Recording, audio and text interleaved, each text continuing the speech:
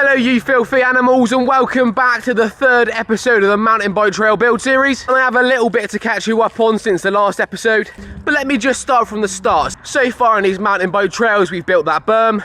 I've spent what feels like an absolute eternity building the takeoff for that gap, which by the way is looking so much better. Yesterday I made some decent progress on the landing and the next part of the trail. The issue is I forgot my camera, so I can only film on my phone. So just so you're all catched up, I'm going to attach some videos now. The main job yesterday was to finally make a decent start on the landing. So after digging around for a while, trying to find some dirt that wasn't full of stones and roots, I made a start on piling dirt where the landing was meant to be. But this time I made sure to actually try and shape and compact it as I went, rather than just trying to do it with a massive mound of dirt. So cross fingers, it'll make it a bit easier in the long run. Once I'd got bored of transporting dirt, I made a start on the first part of the second trail, which is a berm that will go through the middle of the gap that I was building before. This berm will lead you to a second berm, which will throw you down an extremely steep hill. And that's where the fun starts, but I'll tell you more about that now. Since then, some local lads have been up here and actually shaped up that landing. Obviously, it needs a lot more dirt. Well, the whole jump needs more dirt, really. You may have also seen from them clips, I've also made a start on the second part of the second trail, which instead of starting up there, going round the berm, and then jumping the jump, you'll be dropping in from the top of that hill, coming down the hill, through the gap. And there's a berm that I've made a decent start on. After going in between that gap, the berm will spit you out in this area here, where straight away you'll be met with another tight berm, flinging you down the hill that way, and that is where the real fun starts. Don't know if you can see, but at the bottom of this really steep hill, there's a massive mound of dirt already there, which screams to me, that's quite a nice start for a humongous jump. Right, so now you're all caught up. The first job in today's mountain bike trail build episode is putting a little bit more work into this berm, and then hopefully making a start on the second berm. But let's just get this one out the way first. The main benefit of building a berm in between this gap is that I can use the landing as the back of part of the berm. It just means less digging, because this old digging stuff, it's not easy. You're treated with about 3 or 4 inches of nice clay, then it's just back to hard stone. I thought I'd kill 2 birds with 1 stone, and any leftover dirt from building this corner, I'll chuck onto the landing. So I want this landing to be nice and wide. I basically want it to be as easy as possible for people to jump it. So if you're a beginner, you can come in and still jump it. And now I'm going to tap it down. Leave the comments on the hair out, I know I need a trim. Anyway, enough of that.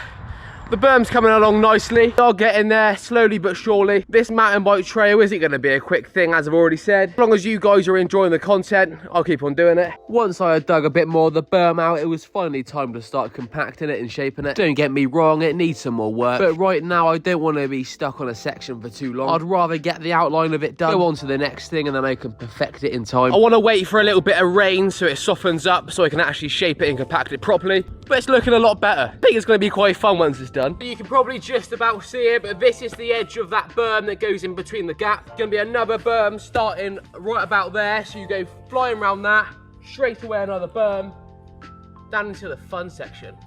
Obviously, you've got to start with cleaning all the leaves out the way. And then once we had cleared about 20 years of rotten leaves out the way, it was finally time to start cutting the outline of the berm into the dirt. So far, I've much preferred building the berms over the jumps. That may be because I've got an ADHD-riddled mind, and the satisfaction and the dopamine hit is quicker when I build a berm, whereas a jump took me 3 days. But still, we got there in the end. Well, nearly anyway. The jump's not even finished yet. After a while of digging out the berm and piling all the leftover mud, the hard work was paying off, and it was starting to resemble a bit of a berm. That's that first berm in between them jumps pretty much done. I need to build it up a little bit more, but it's nearly there. Then I'm not sure if you can see it, but where my bottle is, straight after the berm that I'm stood in, there's another berm sending you down the hill. And I've made decent progress on that. It needs a lot more mud and a lot more shaping. But I've realised something. Straight after you go around that berm, I'll be sending you down that hill. The issue that I've realised is this. I'm going to grab this ball of clay, just going to place it down. I did nothing, it just broke up, but that is really steep. I've just had a little go on my bike and there's no stopping yourself. So please let me know down below, how do you slow yourself down whilst going down that hill? So we've been building these mountain bike trails for nearly 7 days now, and whilst sometimes it's been a little bit slow going, I think we've made pretty good progress. Considering that 6 days ago, none of this was here. In 6 days we found a spot, built a berm, built a gap, built 2 more berms, and plan the rest of the trail. Just had a very exciting call from Ella at home. So exciting, in fact, we're packing up and I'm taking you on the road.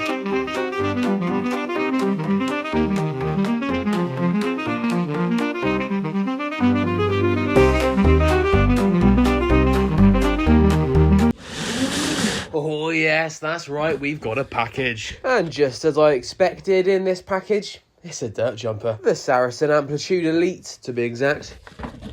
Somehow I've managed to lose my pump, which means even though I've got that nice dirt jumper at home, can't even give it a little test run because I haven't got any air in the tyres. I'm now making the trip into the holy grail of bad quality bike parts, bike accessories, Halfords. 99.9% of any bike accessory that I've ever bought from Halfords, a tool to get the chain off, a tool to get whatever it is, it's always broke. So we're currently looking after my mum's house and dogs whilst they're on holiday, and they also have some chickens in the garden. Well, this morning we went out to let the chickens roam free. One of them was just, well, not alive, which definitely isn't ideal. So let's just say my day of digging hadn't quite ended yet. So we gave Di a good send off and then got to Halfords. Picked up a pump that'll probably snap on the way home. Lovely jubbly.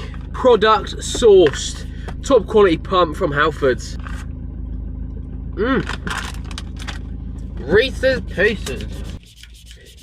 Race back home, got the wheels on the new dirt jumper pumped up and ready to rumble. Which, with a pump that can hold less air than an asthmatic mouse, took quite a long time. But we got there in the end. And here we have it, boys and girls, the Saracen Amplitude AL Elite. I honestly can't wait to try this out on some actual dirt. But by this time it was a little bit late, so I'm going to have a little mess about outside.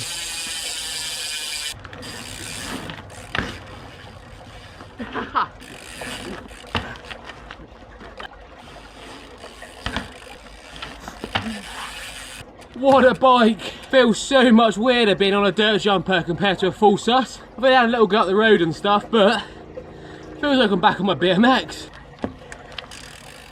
And that marks the end of today's video. There'll be another full trail building video this week. And if you've enjoyed the video and you've got this far,